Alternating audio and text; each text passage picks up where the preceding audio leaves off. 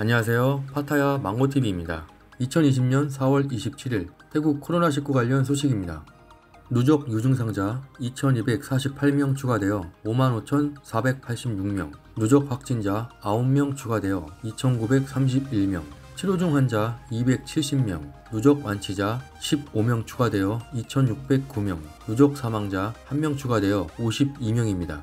타이신 총리실 대변인은 4월 27일 태국 내 국가 비상사태 기간을 기존 4월 30일에서 5월 31일까지로 연장한다고 발표하였습니다. 기존 시행 중인 야간 통행 금지 등 주요 조치들의 시행기간도 5월 31일까지 연장됨을 알려드립니다. 다만 일부 완화 조치에 대해서는 추후 발표 예정이라고 합니다. 태국 민간항공청 CAAT는 국가 비상사태 연장에 따라 입국 금지 적용 시한을 4월 30일에서 5월 31일 자정까지로 재연장합니다. 예외사항은 기존과 동일합니다.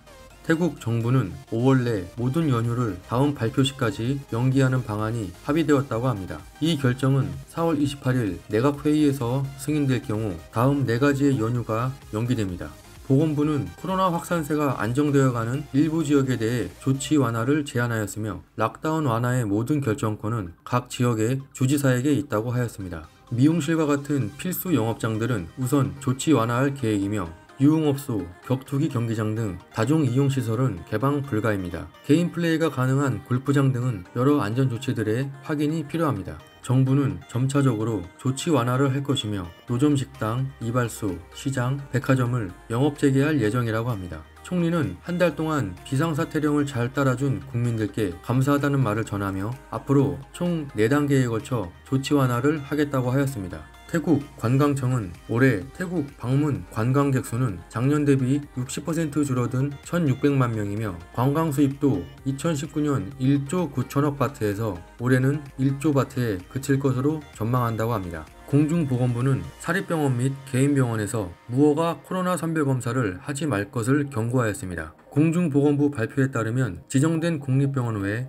다른 곳에서 하고 있는 선별검사 과정에서 사람들이 많이 붐비는 등 관리감독이 제대로 이루어지지 않고 있어 감염이 더 퍼질 수 있다고 경고하였습니다. 공중보건부는 3가지 사항에 대해 강력히 경고하고 처벌받을 수 있다고 하였습니다.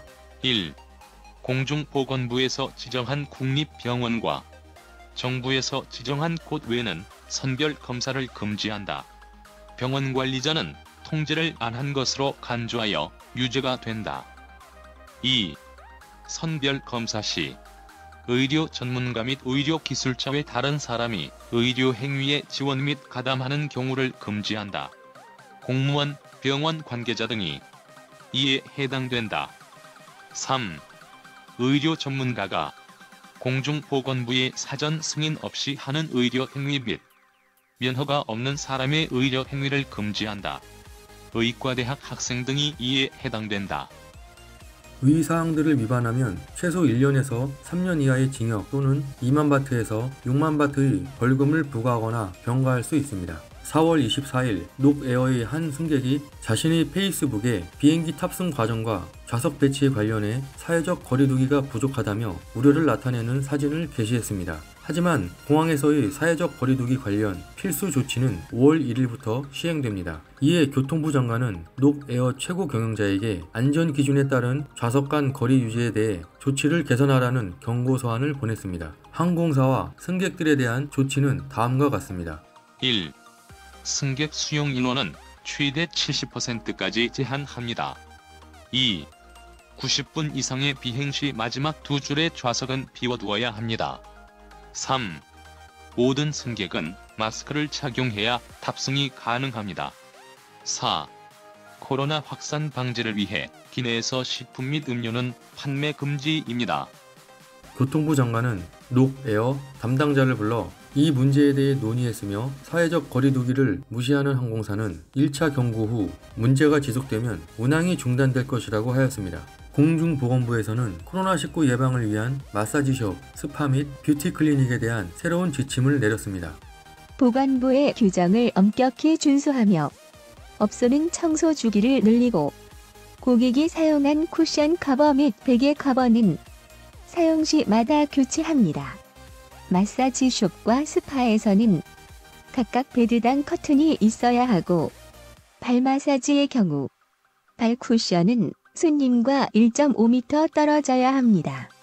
모든 손님은 서비스를 받기 전 마스크를 착용하고 손을 씻은 후 서비스를 받을 수 있습니다. 뉴질랜드에 남아있는 태국인 168명이 타이항공 특별편으로 4월 27일 20시 15분에 태국 수완나폼 공항으로 입국했다고 합니다. 이들 중에는 11세에서 19세의 학생 88명도 포함되며 부모님 없이 혼자 뉴질랜드에서 공부 중이었다고 합니다. 마지막으로 대사관 관계자는 태국 사람들이 안전하게 귀국할 수 있었던 건 태국 외무부 및 뉴질랜드 교육부, 뉴질랜드 태국 대사관, 태국 뉴질랜드 협회 등 많은 부서에서 협조를 해주셨기에 가능한 일이었다며 모든 부서에 감사한 마음을 전했습니다. 4월 26일 공중보건부는 국민들에게 기침, 재채기 또는 열과 같은 감기 증상이 있을 때 마스크 착용에 관련하여 총 5회에 걸쳐 분석한 결과를 발표하였습니다. 결과는 크게 세 분류로 나뉩니다. 1.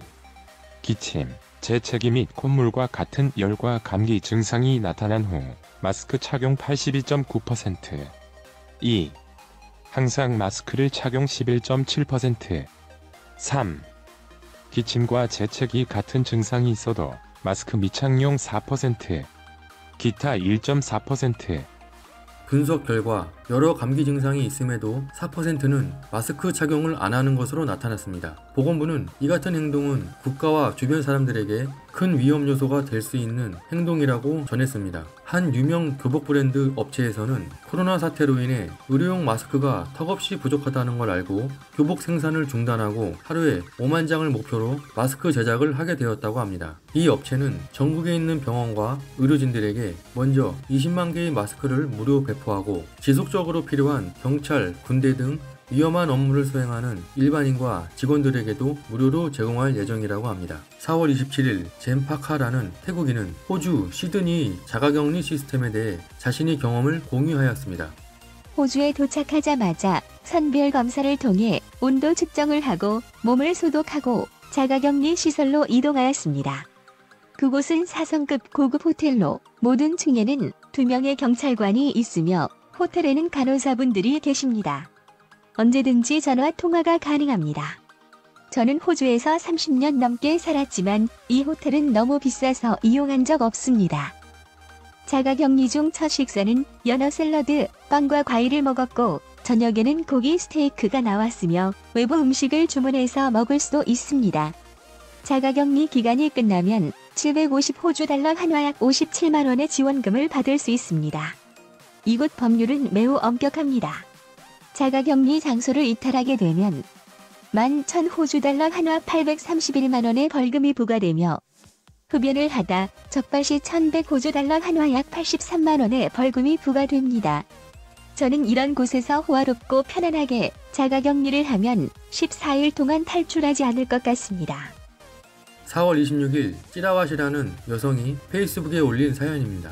그녀는 방콕 실롬로드에서 빵을 파는 아저씨를 발견하고 빵 2개를 샀습니다. 아저씨는 여성에게 너무 고맙다며 눈물을 흘렸습니다. 사실 이 아저씨는 이틀 동안 빵을 사는 사람이 하나도 없었고 이틀 동안 아무것도 먹지 못했다고 합니다.